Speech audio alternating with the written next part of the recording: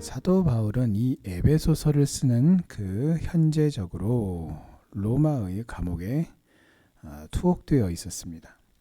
자, 그래서 3장 1절에서 자신이 로마 감옥에 갇힌 그 이유를 설명을 합니다. 자, 그리고 그것은 그리스도 예수의 일이다. 예수 그리스도의 일 때문에 자신이 로마의 감옥에 갇혀 있다. 이 말의 의미가 그런 것이죠. 예수 그리스도를 위하여 자신이 투옥되었다라는 그런 뜻입니다. 그래서 너희 이방인을 위하여 예수 그리스도의 소유인 나 바울이 감옥에 갇혀 있다라고 하는 그런 의미인 것입니다. 자, 또한 바울은 자신이 하나님의 은혜의 경륜에 의해서 이방인의 사도가 되었다라는 것을 확신하고 있고요. 이것에 대해서도 에베소 교회가 들어서 잘 알고 있다. 너희가 들었을 터이라 라고 그렇게 말합니다. 자, 그도 그럴 것이 에베소 교회는 바울이 심혈을 기울여서 오랫동안 목회했던 교회이기 때문입니다. 자, 하나님이 바울에게 주신 은혜의 경륜이란 무엇을 의미하는가? 그것은 바울이 맡은 이방인의 사도직을 말합니다. 자, 그리고 바울은 오늘 3절부터 6절까지 해서 이방인의 사도인 바울이 이방인의 구원과 관련하여 깨달은 비밀이 있다. 근데 그게 무엇이다? 라고 설명해 줍니다. 그리고 마지막 오늘 7절에서는 자신이 깨달은 이 비밀을 이방인에게 전하는 것이 자신의 소명이요 자신의 사명이다 라는 것을 밝히고 있습니다. 자, 물론 이 자신의 소명과 사명이 이방인에게 복음을 전하는 것이다 라는 것을 밝히는 것은 7절뿐만 아니라 사실은 8절과 9절까지도 이어지고 있습니다만 오늘은 7절까지만 함께 살펴보도록 하겠습니다. 자, 앞선 2장에서 예수님께서 행하신 구속 사역으로 인해서 이제 유대인과 이방인의 구별이 철폐가 되었고 유대인과 이방인이 예수 그리스도 안에서 유기적인 연합체를 이루어서 하나의 우주적인 교회가 되었다라고 그렇게 밝혔습니다. 자, 그리고 오늘 말씀에서는 이 이방인의 구원이 원래는 비밀이었는데 이제 신약 시대에 이르러서는 그것이 드러남으로써 말미암아 바울 자신이 이방인의 사도가 되어서 하나님의 일에 헌신하였다라고 그렇게 밝히고 있습니다. 자, 이것은요 바울뿐만이 아닙니다. 예수님으로 구속하심을 받아서 구원받은 모든 성도는 바울처럼 하나님의 은혜의 경륜을 따라서 하나님의 뜻을 이루는 사명자입니다. 자, 바울은 이것을 오늘 2절에서 말하고 있는데요. 자, 비록 이 서신체로 쓴 편지로 지금 쓴 글이란 말이에요. 그러다 보니까 서신체로 쓴 글이지만 감옥에 갇혀 있음에도 불구하고 굉장히 바울이 지금 담대하다라는 것을 확인할 수가 있습니다. 아니, 어떻게 감옥에 갇혀 있는데 이렇게 동요하지 않고 이토록 침착할 수 있을까요? 그것은 바로 이방인을 위해 바울에게 주신 하나님의 은혜의 경륜이라고 하는 이 말 속에 그 이유가 나타나고 있어요. 성삼위 하나님께서 죄인의 구속을 위해서 함께 일하셨다. 어제 말씀을 우리가 통해서 함께 나누었습니다. 자, 이처럼 성부 하나님, 성자 예수님, 성령 하나님이 함께 동역하심으로 말미암아 사람에게 죄의 문제를 해결해 주셨단 말이에요. 그런데 이 구속 사역에 하나님께서 끝이 아니라 아무도 오지마가 아니라 바울을 그 하나님의 일하심에 불러서 하나님의 동역자로 세우시고 함께 일하게 하셨다라는 것입니다. 자, 그러니 바울은요, 하나님 앞에서 얼마나 황송했을까요? 바울은 예수님을 만나기 전 자신을 가리켜서 표현하기를 디모데 전서에서 그렇게 기록하고 있는데요.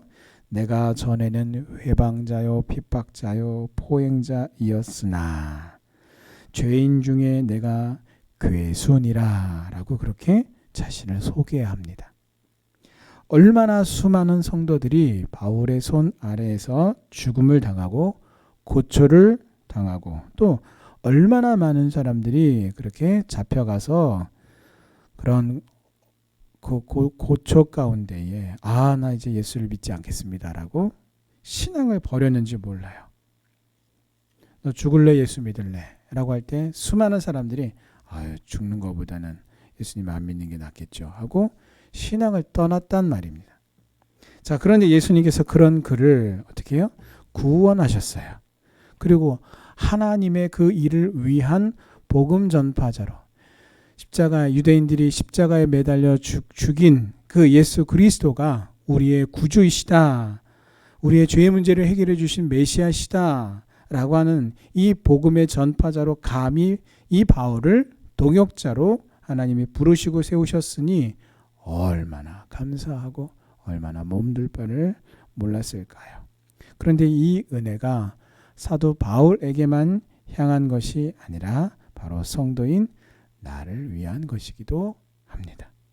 하나님은 모든 성도들을 통해서 하나님의 은혜의 경륜을 이루시려는 계획을 가지고 계십니다.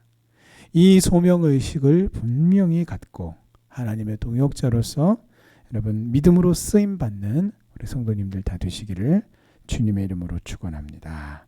자, 오늘 3절에 보시면 바울은요, 이 놀라운 비밀을 깨닫게 된 방법으로 하나님께서 계시를 통해서 자신에게 깨닫게 하셨다라고 그렇게 말합니다. 자, 이 계시란 무엇입니까? 바로 하나님의 말씀이에요. 자, 그런데 그렇게만 보면 좀 이해가 되질 않습니다. 무슨 말입니까? 바울은 원래부터 이 하나님의 말씀인 성경에 대한 어떤 그런 박사의 수준에 이르는 아주 그렇게 표현하기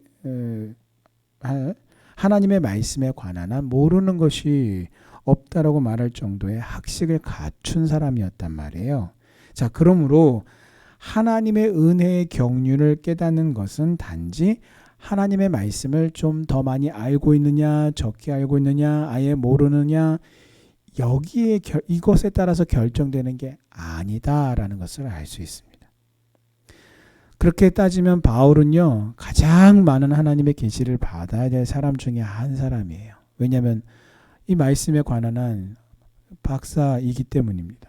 그러나 오늘 바울이 말하는 하나님의 계시에 의해서 이 복음의 비밀을 깨달았다라고 말하는 것은 단순히 말씀에 대한 지식이 아니라 성령 하나님께서 은혜로 역사하셔서 하나님의 그 말씀을 온전히 깨닫고 이해하되 그 모든 말씀이 구약의 모든 성경이 메시아로 오실 예수 그리스도에 대해서 증언하고 있고, 그래서 유대 땅에 태어나신 그 예수님께서 메시아이심을 확증해주고 밝히 드러내는 그 복음의 비밀을 말하는 것입니다. 이것은 성령께서 지혜의 계시의 빛을 나에게 비추셔야만 가능한 일입니다. 이것은 우리의 지성이나 우리의 노력으로 가능한 일이 아닙니다. 오직 하나님의 계시로만 되는 일이고 성령의 조명하심, 우리의 이 어두운 지성 가운데에 성령의 밝은 빛을 우리에게 비춰주시는 그 조명하심이 있을 때에 비로소 우리가 그 하나님의 지혜로 말미암아 그 하나님의 말씀을 통해서 그 복음의 비밀을 우리가 밝히 알게 된다라는 것입니다. 그래서 우리가 이 십자가의 복음을 깊이 묵상할 때에 하나님은 우리에게 늘 새로운 은혜를 주실 것입니다.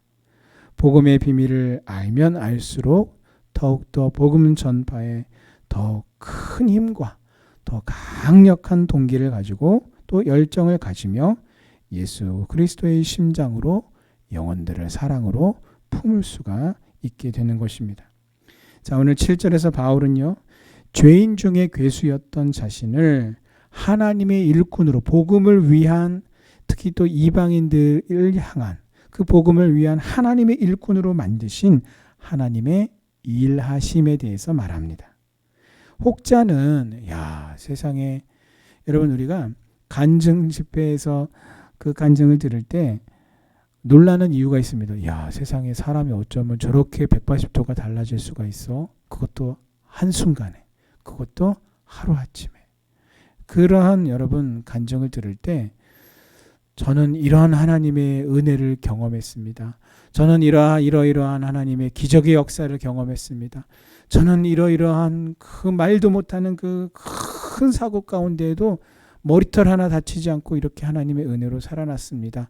저는 지금까지는 그렇게 정말 말할 수 없는 그런 죄인의 삶을 살아오고 예수를 믿는 우리 가족들을 핍박하고 괴롭히고 폭행을 하던 사람이었는데 어느 한순간에 예수님이 나를 만나 주셔서 내가 지금은 이렇게 간증을 하고 하나님의 은혜 가운데 있습니다. 여러분, 이러한 간증을 들을 때 그 간증을 들으면서 가장 부러워하는 사람들이 있어요. 뭐냐면 우리 가족 중에 정말 제발 부디 예수님이 좀 만나 주셔서 바뀌었으면 좋겠다라는 그런 마음의 소원을 가진 그 가족들이 이런 어떤 그런 간증들에 대해서 가장 부러워하게 돼요. 저도 이 한참 그 학생 시절 때 수많은 그런 간증들을 들으면서 그 간증을 들으면서도 참 놀랍다라는 것도 있었지만 그거는 뒷전이고 얼마나 부러웠는지 몰라요. 이유는 그렇게 가족들을 핍박하던 아버지 때문이었죠. 다름이 아니에요. 우리 아버지도 저렇게 좀 하나님이 좀 한순간에 어떻게 좀 뿅하게 좀 이렇게 좀 만나 주셔서 좀 바꿔 주셨으면 너무 좋겠다. 그런 마음의 소원이 간절했단 말이에요. 자, 그런데 오늘 바울은요, 그렇게 정말 180도 달라진 사람입니다. 그것도 한순간에.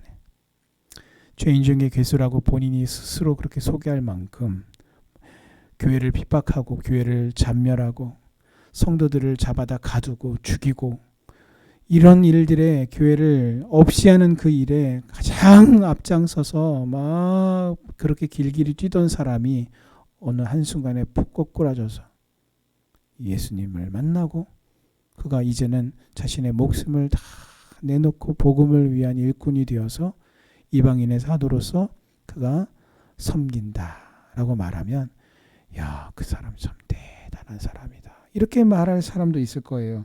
자, 그러나 오늘 바울은 단언하기를 이 모든 놀랍고 확실한 변화의 역사는 자기의 지성이나 인격이나 노력으로 된 것이 아니라 오로지 하나님의 역사하심의 결과요, 하나님의 은혜의 열매다라고 말하고 있습니다.